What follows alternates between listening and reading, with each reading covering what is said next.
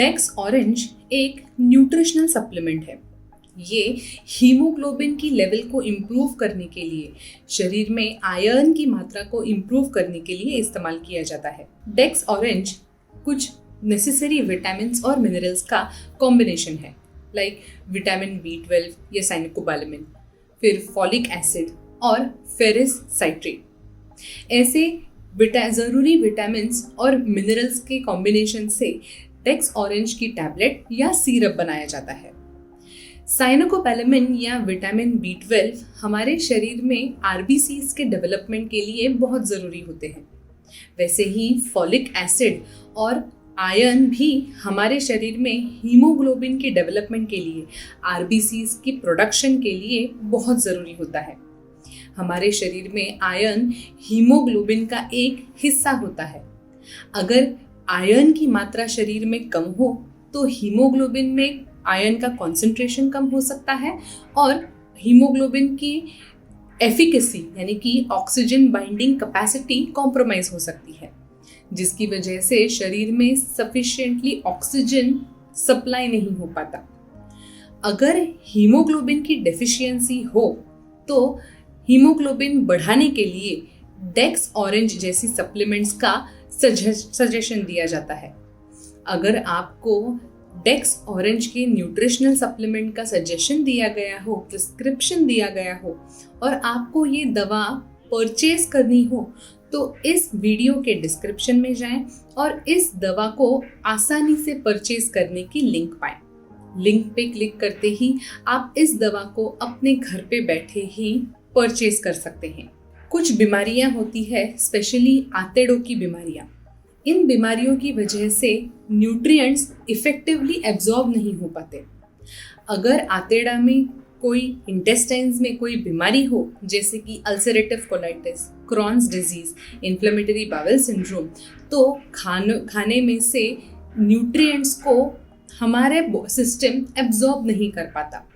अगर न्यूट्रिएंट्स को अच्छी तरह से एब्जॉर्ब नहीं कर पाए तो ये न्यूट्रिएंट्स हमारे शरीर में, हमारे खून में अवेलेबल नहीं होते और फिर इनके जो फंक्शंस है, ये फंक्शंस स्लो हो जाते हैं या अफेक्ट हो जाते हैं। हीमोग्लोबिन की डेफिशिएंसी की वजह से शरीर में अलग अलग प्रकार के सिम्टम्स दिखाई दिए जा सकते हैं। सबसे कॉमनली हीमोग्लोबिन की डेफिशिएंसी की वजह से इम्यून सिस्टम वीक हो जाती है। इसके अलावा अगर हीमोग्लोबिन की मात्रा कम हो तो इफेक्टिवनेस यानी कि एनर्जी नहीं लगती, बहुत ज़्यादा थकान महसूस होती है, बार बार सोने का मन करता है।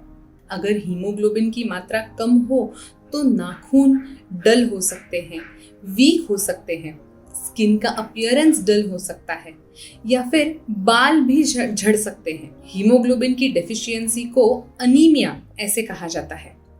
अनीमिया के काफ़ी सीरियस कॉम्प्लिकेशंस भी हो सकते हैं। अगर लॉन्ग टर्म अनीमिया रहा, अगर सिवियर अनीमिया रहा तो पेशेंट को एक्टिवली ट्रीटमेंट की ज़रूरत पड़ सकती है। Usually mild to moderate anaemia के लिए डेक्स ऑरेंज की सप्लीमेंट का सुझाव दिया जाता है। ये दवा सिरप फॉर्म में भी अवेलेबल होती है और टैबलेट फॉर्म में भी अवेलेबल होती है। यूजुअली एक टैबलेट दिन में एक बार ही लेनी होती है और वैसे ही आपके एज के अनुसार आपको सिरप का डोसेज भी बताया जाएगा। डेक्स ऑरेंज की दवा को खाने से पहले भी लिया जा सकता है या फिर खाने के बाद भी लिया जा सकता है। इस सिरप को अगर आप कंज्यूम कर रहे हैं तो सिरप को कंज्यूम करने से पहले बॉटल को अच्छी तरह से शेक करें, सो दैट जो दवा है वो नीचे ही सेटल ना हो।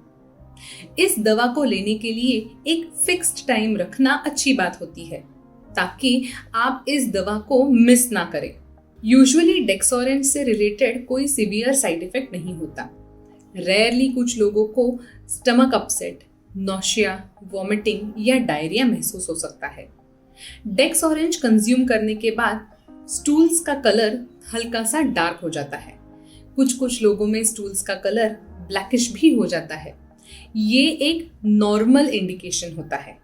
इसका मतलब ये नहीं कि आपको कोई बीमारी हो गई है या पेट में इंटरनल ब्लीडिंग हो गई है। अगर आपको डेक्सोरेंज या किसी भी आयरन की टैबलेट का, आयरन के सप्लीमेंट का अगर आपको सुझाव दिया गया हो तो उसी दौरान कैल्शियम के सप्लीमेंट्स को कंज्यूम ना करें।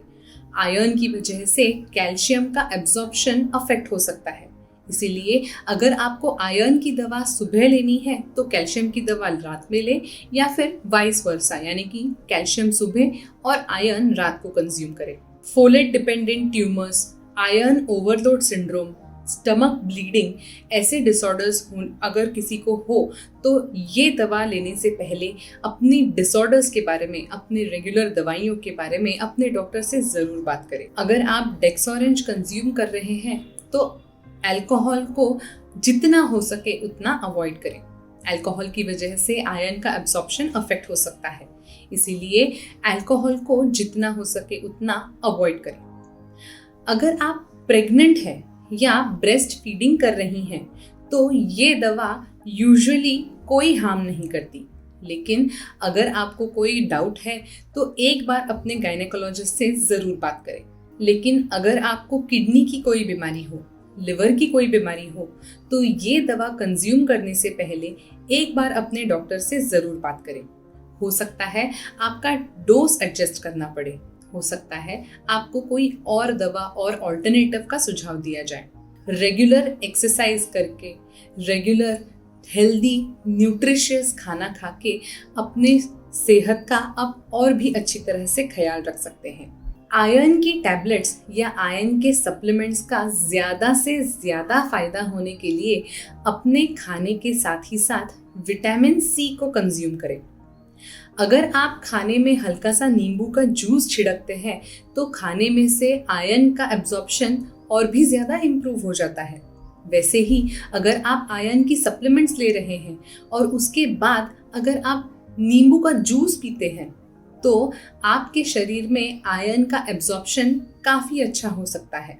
अगर आपको या आपके किसी नज़दीकी इंसान को इस दवा का इंडिकेशन दिया गया है, प्रिस्क्रिप्शन दिया गया है और आपको इस दवा के बारे में जानकारी चाहिए हो तो इस वीडियो के बारे में अपने आसपास के लोगों को ज़रूर बताएं। ऐसे ही अलग अलग मेडिकल टॉपिक्स या अलग अलग दवाइयों के बारे में आपको ज़्यादा जानकारी चाहिए हो तो हमारे इस चैनल को जल्द से जल्द सब्सक्राइब करें।